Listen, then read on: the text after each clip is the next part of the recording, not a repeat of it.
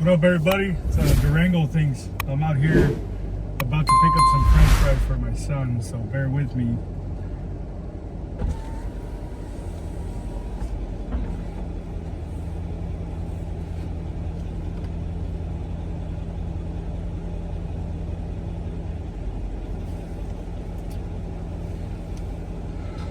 I'm trying out also the mounting. One second. Yeah, can I get an order of a large French fries? Okay, what else? Also, can it just be with salt, no seasoning? Okay. With only salt? Only salt? Yeah, no seasoning like the red one. Okay, what else? Also, can I get the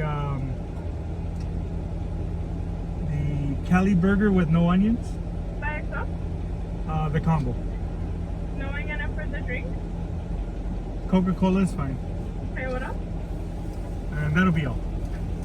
That's gonna be $17.81. Thank you so much. All right, everybody. So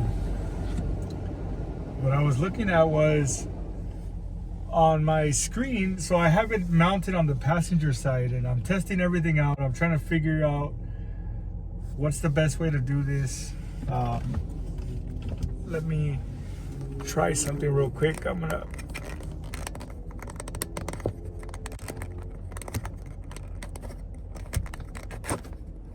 lower that just a tiny bit. All right.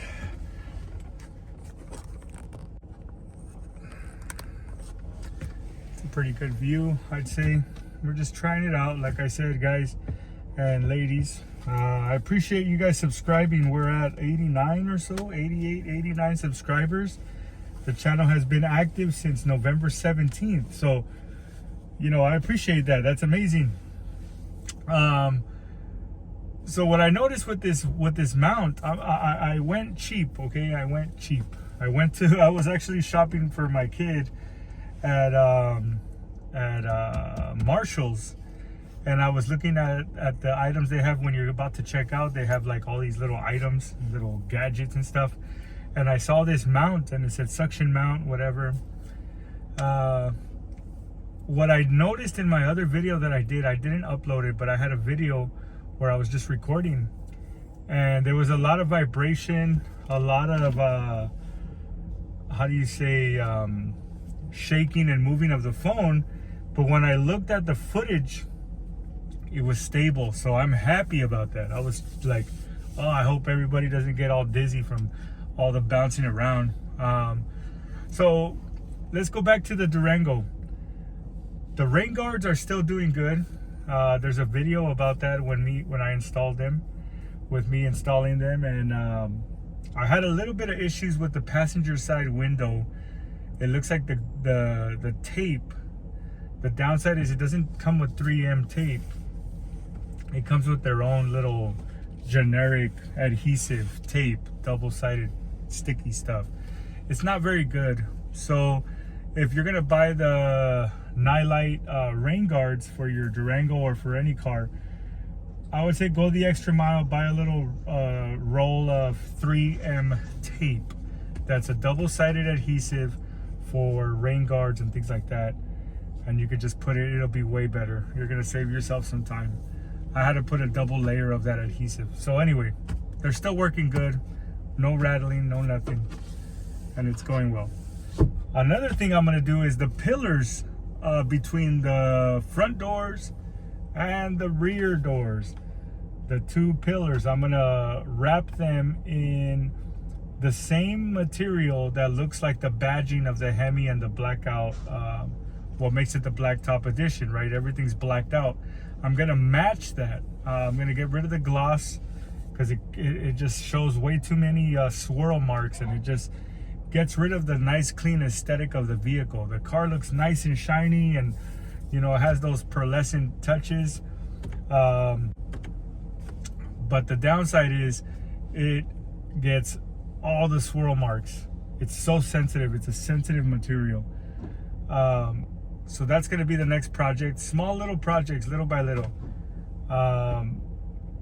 And I'm going to be switching LED lights within the Durango.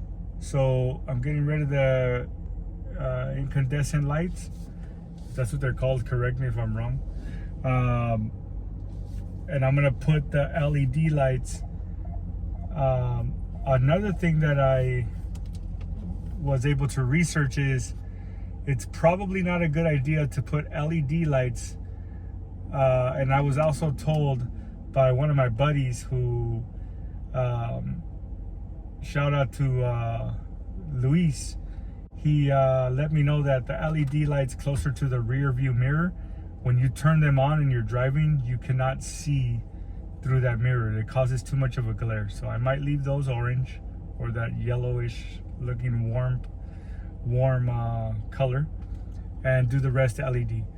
Another amazing thing, man. Dang, I've been just coming up with these ideas. So the mounts on the car, I have this one that's holding the phone right now, and you're able to see what I'm recording. But all the rear windows, so the very far back, the third row, has the windows that you cannot roll down, right? I'm gonna put one mount on that side, one mount on the other side, left and right. And what I'm gonna do is I'm gonna use those mounts so my kids can mount their phones on long trips and Bluetooth their movies or whatever they're doing. I will also put one here to replace the passenger one, so that my kid, if she decides to sit in the front, she can watch a movie and have her headset, whatever, and everyone can be in the zone. And I'm gonna get another mount that's gonna be on my driver's side in the same angle, that's going to be doing the recording for my content now on YouTube. So all these things are coming to me, not all at once, but well, yes, all at once. They're coming to me all at once. Miles per gallon right now as I'm standing still waiting in this drive-through. We're in the city of Southgate. This is Tom's Jr.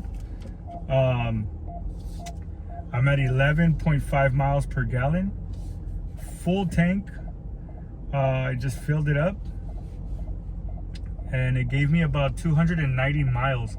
Again, don't take that number too seriously. We haven't been driving on the highway, so when we drive on the highway more often and we're not doing city trips, we can easily get this full tank to give us about 400 miles per tank. I've done it. It gets really good mileage for a V8, and you know, I'm impressed by it. Another thing I was also thinking about was I'm going to lightly tint the rear lights, make it look nice and professional, nice and clean, and a little bit of the front. I'm gonna mess around with some AI, and I'm gonna take some photos of my lights, and I'm gonna go ahead and see what it would look like using AI generated images. If you want to see those images, I recommend that you follow me on Instagram. I'm always posting these little things and story posts that tell you, hey, what do you guys think about this type of content? What do you think about this type of modification? And you guys can put your input. And that's going to be on Instagram only, DurangoThingz _ DurangoThingz with a Z. We all know that, _. And that also has all my links. You can subscribe to this channel, hit the bell, share it. This is real ownership content. We're not just doing trendy stuff. We're not doing burnouts. We're trying to see how long this car is gonna last. What are the average Joes like me gonna be modifying on a daily basis? Dads that have families, kids. I have 4 kids. And what are we gonna do? Give me 1 second. I'm gonna pay for my order. Here you go.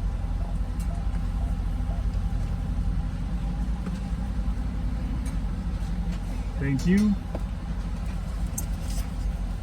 Thank you so much. You're all set. The ones on top are the ones on the side. Okay, thank you so much. You too. All right, so we got that out of the way. Now, I'm here in the city of Southgate. This is Tom's Jr. What I like about this place is my son, my 3-year-old, he loves French fries. You know, he's a carb loader. He's kind of buff. You know, he's buff like his dad. And so If you're in the area, I recommend stopping by. Pastrami sandwich is pretty good. I'm gonna have to jump on the freeway only because that lane is closed and I'm gonna have to go a little bit the long way to get home, which I'm okay with. We celebrated a few birthdays. My wife's birthday just passed. If you want to say happy birthday to her, go ahead and leave it in the comments. And like I was saying, if you're a dad, you're a mom, you're you know, just in general, you own a Durango, and no one really posts on YouTube about the daily things that we go through as a Durango owner. This model specifically, if you're new to my channel, is a Durango RT Plus. It has the Hemi 5.7 liter engine. It has the towing capability. It has the you know, the tighter suspension, has a performance suspension. It has sport mode and, you know, things like that. The color of this one is Octane Red, also known as Snazberry Red. And, you know, this is our family car. We're putting miles on this.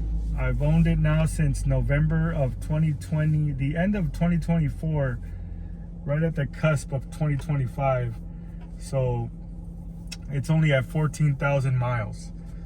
We're not planning to conserve anything or baby this car. We want to put some miles on it. We want to make it, you know, we want to have fun with it. Now, small little modifications. Recap. The pillars are going to get, we're going to get rid of that gloss that holds a lot of swirl marks, and it's so sensitive. We're going to get rid of that. We're going to make it a nice, clean, black matte that matches the badging all around the car. Now, the next one is going to be the tinting of the lights, the headlights, and the rear racer lights. That's going to be another one. And the car mounts, we're going to put, the phone mounts, sorry, we're going to put 2 in the very rear windows and 1 more here up front, so everyone can watch their shows with their headsets while we go on long trips as a family, or even short trips, whatever they want to do. And that's going to be just more for comfort. We're going to enhance the comfort. I know that these advertisements pop up on everyone's feeds. If you're a car guy, you're going to see this stuff about plug this into your charging port and you could watch Netflix on the nav screen. Don't do it. It's annoying. I haven't tried it, but I'll tell you this, common sense tells me don't do it, man. The simple reason is no one can see it but you, and you should be watching the damn road. All right. So the thing about the Durango nav screen is it's slightly tilted towards the driver. It's not straight. It's not pointing straight. So you don't want to have people breaking their necks that are sitting behind you just to watch in between the seats to see what's on the screen. It's annoying. So my solution is this: get a few car mounts, phone car mounts, and with the suction cups, put them in the rear windows, the very rear. Put another 2 in the front at the very corner, just like I have it now. And my son uses the one that clamps on with a spring to the headrest of the passenger seat right behind it, so it clamps on. You squeeze it, you put it inside, and it clicks on both rods when it expands. I hope that's a good description. We're gonna run this because I am not gonna be waiting for that long. So now, something to think about, right? Something that seems like it's gonna be simple, and let's add this because it's gonna make things convenient. Sometimes convenience is not the way to go. Let me flash this guy to come over. Let him know. Go ahead, buddy. He's got a big old truck. I know that he's struggling. So we're gonna let him pass. We always respect these guys, man. They got a lot of work. Now this fool right here with this Chevy RS, it's called a Trax. I know you guys have seen those before. We're not gonna let him pass. We're not a Chevy guy. He's gonna, yeah, no, can't do that. Sorry, bud. You gotta keep on moving. So when big rigs, they flash their hazards like that at you, if you're not aware, it means thank you very much. You're the best guy in the world, and I hope that God blesses everything that you got. So respect these guys, man. They got a hard job. They're always on the road. We drive for fun, and they're driving. It's their job. You know, it's tough. Give them the right of way. I really dislike when people are speeding through and overtaking them on the passenger side, and it just gets it puts everyone in a bad spot. You don't want to get hit by the inside of that trailer, and you don't want to cause him or whoever the driver is, her, to be stuck on their lane and not be able to get over in time to prevent an accident. So much on. We're still in the city of Southgate, and we are going to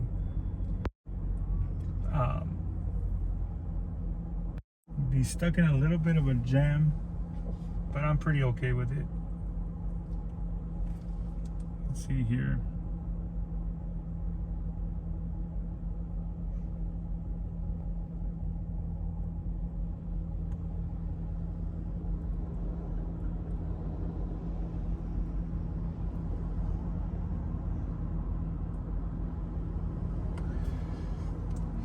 So it's like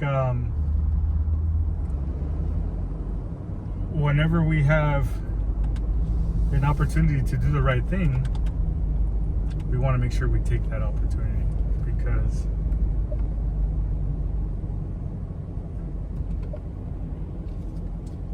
I'm going to turn on this air conditioner. It's getting a little warm. And another thing is my content. If you're new to the channel, I want to also advise you, if this is not for you and you want to see like 0 to 60s, keep in mind I will do some 0 to 60s, 0 to 80s, and when I get to the right areas, I need to get out of LA, I'll do some 30s to 100, you know, 40s to 100. See the time on that. But we got to be in the right place, and it's got to be the right time. But other than that, this is as real as it gets. You're going to be stuck in traffic. How does the Durango handle? I can go into my vehicle settings in the navigation, and I can hit dashboard. When you go to vehicle, you hit dashboard, performance, pages, and you can go to gauges. And right now we're looking at coolant temperature. It's looking good, 213. Oil temp 219. Oil pressure is 30 psi, right at the half mark. Transmission temp is below halfway, 188 Fahrenheit, and the battery's at 14.5 volts. Now we can go into the air intake system, and the intake is at 152 degrees intake air temperature. So the Durango does a lot. You can go to dyno, you can see your power, your torque, your RPMs. You have a history, tells you what gear you're on. I can switch it on to manual and it'll tell us the rest. It tells you torque, horsepower. 2 pages on that one. So when you're on dyno and engine, you swipe down. I know you guys can't see it, but you guys, if you own a Durango, you know what I'm talking about. There's a big wheel, and it shows you the gear, the miles per hour, torque, power, oil pressure. So when you hammer it, you see how it's how responsive it is. There's the G forces also. Tells you what's going on with that.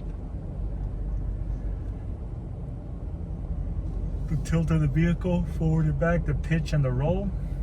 Vehicle dynamics, steering angle should be at 0 degrees. Everything is good. That's what I like about this. Timers, it gives you your timers. The last time I did a reaction time, it marks the first 60 feet of 3.9. The best one I had was 2.5 seconds. We can go to 0 to 60s. My fastest 0 to 60 was 8.6 seconds. All right, 8.6 seconds, 0 to 60. Yikes. But I'm pretty sure it was because I did it without sport mode, and I did it, just kind of not going full throttle on it.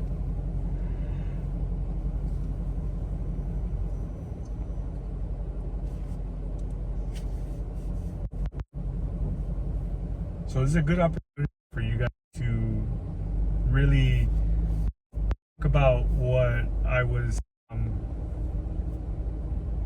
throwing at you guys with my ideas of those little modifications, those little extras I'm going to be doing, and talk about what you're going to do. I want to know. I reply to everyone. Everyone matters. And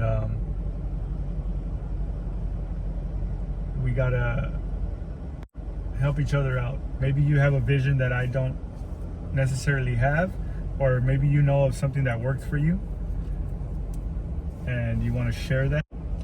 Also, we're building a community of support. I don't care if you have a Hellcat, I don't care if you have a GT, I don't care if you have a Limited, whatever it is. I don't care what engine you got. If you got a Durango, if you got a Challenger, if you got a Charger, I don't care what type it is. If it makes you happy, you're still part of the Mopar family. You're still part of the group. And I know that there's a lot of talk about, oh, well, it's a Hellcat or nothing. It's a SRT or nothing. That's not necessarily true. People that think that way, in my opinion, are looking to impress others by what they purchase. And for me, as a grown man that knows who he is, I do want an SRT, I do want a Hellcat, but I want to make sure that I can provide something comfortable, safe, a little quick, and a little fun for the entire family first. Family comes first, and then I come before that. So I'm still trying to figure out what kind of car I want. If I want a 4-door, if I want a sedan, or I want a 2-door. I want to see what I can do. Not sure exactly which one either. The way that Dodge is moving, I'm still contemplating whether I want to go with Dodge or not, and it's a little tough. I do want to get another truck, so it's just a matter of, let's see what happens in the end of 2026 and 2027. I live in the state of California, so there's always these threats about we're gonna ban this, we're gonna make this illegal, and then they bring it back, and then now they're putting speed cameras up in our freeways, and it's nonsense. It's nonsense to me. Also, buying a big giant truck like the TRX is cool and everything, but I'm not gonna pretend. I'm a city guy. What am I gonna do with a big old truck? I won't even be able to park it anywhere. I gotta find something that makes sense, that is an all-wheel drive, because I like going on mountain trips. I like doing some fun stuff. I want to be able to ride in the snow, but I also want it to be something that I can manage to drive around in the city, have some fun, I eat a French fry real quick. That's a good French fry. So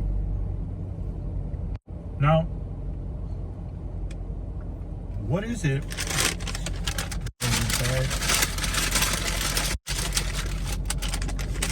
Let's close that bag. It's a little tempting. So right now we're stuck in this traffic. I'm gonna get off on the first exit, that way we can get out of this. But I always wondered, why can't I go on YouTube and find a Durango owner that isn't just talking about these crazy modifications, and all these modifications make the check engine lights turn on, and it's not very productive. It's for the most part, even if it was professionally done, they don't give you enough information to go off of. How was it in the next 4 to 5 months? How many services did you get after that? Did you put that supercharger on, that 5.7 liter, and how did it come out? Like, there's not enough information. I wanna know some more on what happened in the next year of putting that supercharger onto that Durango, and that's just not available. And it's all for clout. I feel like people are just putting these modifications on. The car becomes kind of useless at some point, to the point where they got all these check engine lights, they don't pass smog, and so many issues, right? And they're selling a dream, because we all want that, right? We all want to be able to just 0 to 60 in 3 seconds in a Durango. That'd be amazing. But the reality is, it's not sustainable. For one, you got to be making some money to be able to repair it. And if you're doing things illegally, and at the same time, like having to go to a chop shop where people are stealing from these good guys and good women that are working hard for their vehicles, you know, I don't want to see that kind of content. I'm not trying to see somebody put in you know, like an exhaust that is almost $2,000 and they can't afford it. They got it stolen. All these things. I don't like content like that. I need to know what's going on. Did it succeed with the install? Was it sustainable? You know, there are a few really good channels that do that, and I appreciate those guys. But it's very, very rare, especially with low budget like myself. And yeah, so that's my 2 cents on that.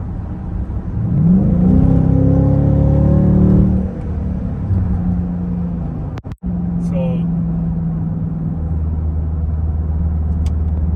we're gonna kick this thing in sport mode, and I hope to give you guys a little bit of that sound. It's kind of hard because the Durango is so long that there's drone, but there's very little drone you can hear. But the Durango windows, I don't know if you guys know, the windshield, the windows, it's a double window. They're smashed together, they're sandwiched, and it makes it like soundproof. The next time you guys lower your windows, look at the edge of them, and you'll see that it's 2 windows sandwiched together, and that's what gives you the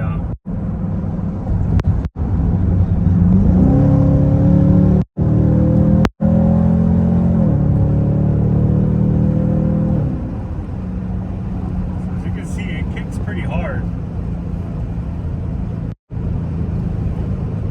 That was 25 to 70 in about 3 seconds or so.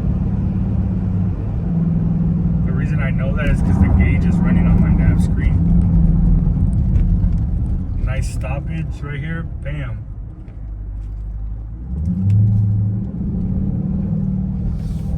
I'm gonna kick this baby in first gear, put it in second.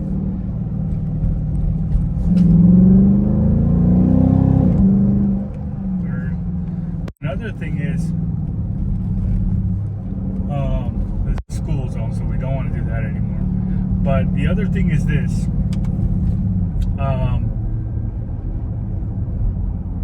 You gotta stretch the car's legs. You gotta give it that hit, because at least once a week, if you're a city driver, you gotta really hammer it down. Do it safely, okay? You know, we're not talking about breaking the law or anything, but you know, find a good open road, head out to the mountains, head out to Big Bear, get on that freeway, and really hit it.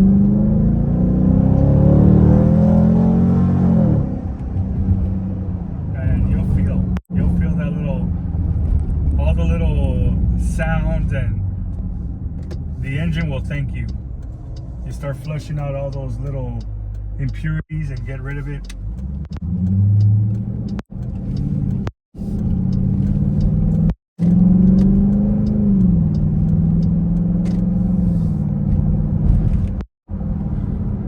Alright, we're almost back. So I'm glad you guys were able to endure that traffic with me. You know, me driving alone, sitting down, it gets a little boring. I appreciate you guys. So make sure to hit that subscribe button, hit that thumbs up, hit the freaking bell, and share my videos. Visit trueintentusa.org to see what I do for the community and my nonprofit organization does for veterans and their families, and also children that are in need. Read our mission statement, it's all there. If you like what you see and you want to contribute, any amount is good. I appreciate it. $1, $2, $3, $5, $100,000, whatever you got. It's gonna go to a good cause. We don't give money to shelters, and we don't. We go directly to the people in need. And if you want to contribute, that's gonna be via Zelle, trueintentusa@gmail.com. That is the Zelle. But I encourage you guys to do some research on who I am through my website, trueintentusa.org. We are a 501c3 in the state of California.